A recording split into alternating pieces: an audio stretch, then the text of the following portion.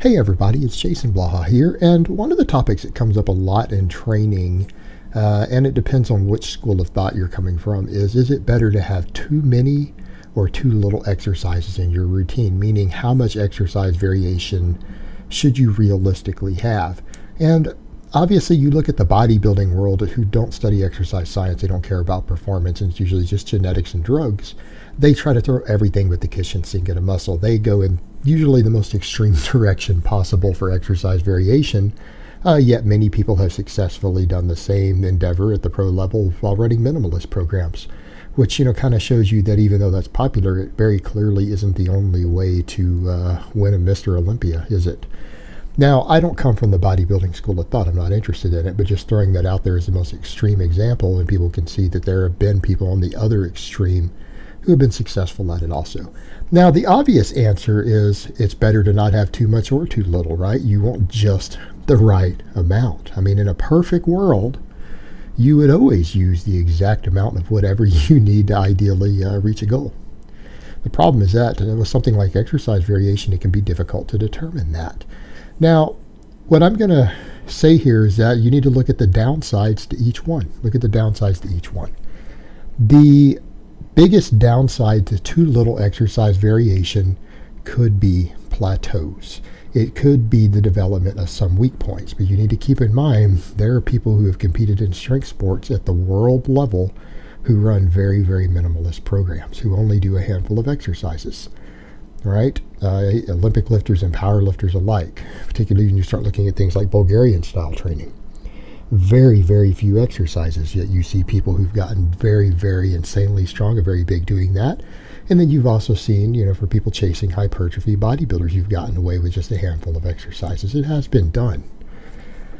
The biggest risk of not enough exercise variation could be, in some cases, depending upon the nature of the exercise, slightly higher risk of overuse injuries, right? Because if you're doing fewer exercises, you're probably doing more volume with the primary exercises, right? You're probably doing more volume. In other words, rather than coming in and doing a bunch of leg extensions after you squat, like leg presses and then leg extensions, you're probably just doing more sets of squats. That would be the minimalist end of training, the minimalist style. Now, as far as stalls go, I think the stalls only come basically from weak points, meaning you maybe have a weak point that you could have developed with an easier to recover from exercise. And maybe that weak point slows down your progress. But people need to remember, as long as your programming is intact and you're using enough volume and load and intensity to stimulate adaptation, you don't ever have to do more than one or two exercises to make one exercise go up, particularly with the big lifts. Anyone who tells you otherwise is full of it. It's just not true. The issue you sometimes run into there, though, is sometimes the big lifts recovery becomes a problem, and you've got to adjust frequency and volume to recover from some of the bigger exercises, and that seems to slow things down. But as long as your programming is good and you're getting enough sleep, enough recovery, you will always be able to progress. You can progress for 15 years straight on a squat or a bench press by actually just doing those exercises. Just arguably without accessory work, you might progress a little slower. You might not shore up the weak points. Same thing aesthetically. You might develop some aesthetic weak points that don't get fully balanced out if your exercise variation is too low. It's not guaranteed that that's going to happen, because keep in mind, there have been studies on this, and they have never yet found a study, particularly for upper body, that adding isolation movements to compounds actually shows any more muscle growth. In other words, we still haven't replicated a human study where adding curls to lat pull downs caused more bicep growth if the lat pull downs were program sufficient and volume and workload were sufficient to stimulate good growth. You didn't get more by throwing them in. Same thing on bench press and then adding a tricep extension. The studies we've never found a human study where this actually occurred, that these movements made these muscles actually grow faster when added to them. Doesn't mean it's not true, doesn't mean there aren't situations where it can happen. It just means we've never been able to get it to happen under laboratory conditions. So there's no evidence as far as evidence-based stuff to say that it works. So you need to keep in mind, when we are talking about weak point training, we do get into an area where it is anecdotal and we don't have much in the way of scientific evidence to really back it. But again, it falls under the area of insurance policies. And if you aren't doing at least some exercise variation, it's considered to be a reasonable risk that you could be developing weak points due to the weakest muscles in that kinetic chain, which are going to affect performance and they're going to affect aesthetics and muscle balance. That's your risk, that it could happen. It's not guaranteed to happen, it's that it could happen. On the other extreme, excessive exercise variation has its own drawbacks. Obviously, large amounts of exercise variation, if they're well thought out variation, you are ensuring maximum development of every muscle that you want, right? You're ensuring maximal development because you're doing a large number of different exercises. You're hitting everything and ensuring weak points don't develop. Well, the problem with that is that you also reduce motor unit learning, meaning if it becomes excessive, what happens? You progress slower on everything because your body's having to learn too many new adaptations and too many new movements.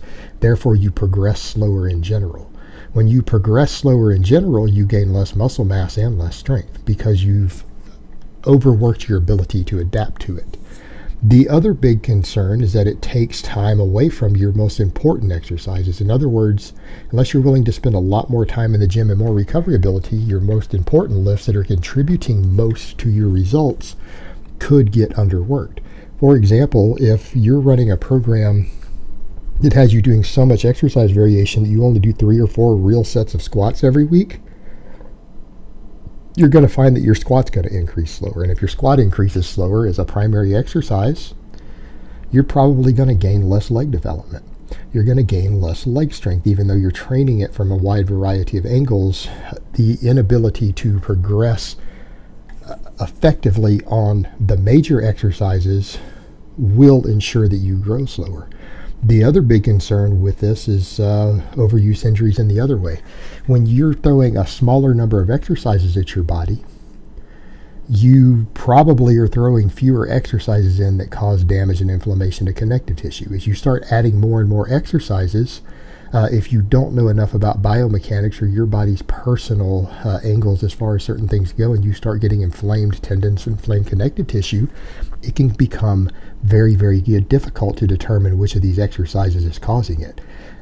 You can get set back a lot due to pain, due to chronic fatigue, chronic inflammation of joints and tendons and everything else when you have too many exercises because you can't figure out which exercises are causing the problem. And that can be a real problem. Again, if your connective tissue and your tendons of your triceps start to hurt, what happens? A lot of people go, man, it must be all the heavy pressing I'm doing, when it might be 2 of the isolation movements they're doing that are causing it. But without any way to compare them and eliminate each individual exercise, which can take months to eliminate each exercise for a month at a time and see if the pain goes away, you could still be continuing to do the exercise that's causing it while cutting the wrong one out and continue to build up these problems. This can set you back. It can also contribute to overtraining in its own way, because when you're doing too many different exercises, you end up needing to spend a large amount of volume to really get the most out of each exercise so that you could actually improve at it. In other words, if you're only doing 2 or 3 sets a week of each exercise, you probably aren't ingraining enough motor unit learning to progress on those exercises effectively. And even if you're doing a lot of volume, if you're not progressing on all the exercises or most of the exercises you're doing, you're not stimulating adaptation. You're not going to grow, even though your actual workload is relatively high. You'll grow for a little while, then you'll stall. So again, that's the downside to excessive exercise variation. There are problems with that too. So if you were to ask me which one is better, I think it's better to err on the safe side.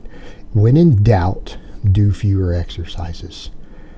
That doesn't mean train less, because if you're doing fewer exercises and you have recovery ability and you have gym time in order to do more, then you can do a few more sets of the exercises that are most important to you, that give you the most results, to give you get you to the goals that you want to achieve. So it allows you, frees up time and recovery to do the exercises that are most important. But that doesn't mean you shouldn't have any exercise variation. It's just what I would tell people. At most, you probably need 1 accessory exercise for any major exercise that you're doing. Pick an accessory. If your bench press is stalling because you feel that you're weak off the chest, or you need more chest development for what you're doing to your bench press, because you might even be training it for aesthetics. Either one, the answer is the same. Then maybe do deep incline dumbbell presses to where you get a deep stretch at the bottom to get more chest activation. If you feel like your triceps are lagging on your bench press and causing a problem, maybe your arms aren't growing enough, okay, maybe add in some closed grip bench press or some closed grip floor presses, or something that puts a little more focus on the triceps so that they can grow a little faster. Pick one accessory for any given thing that you're doing, and you will probably get better results from that in the long term. All right, guys, but that's really all I have to say on that today. I hope it's been informative, and I will talk to you guys next time.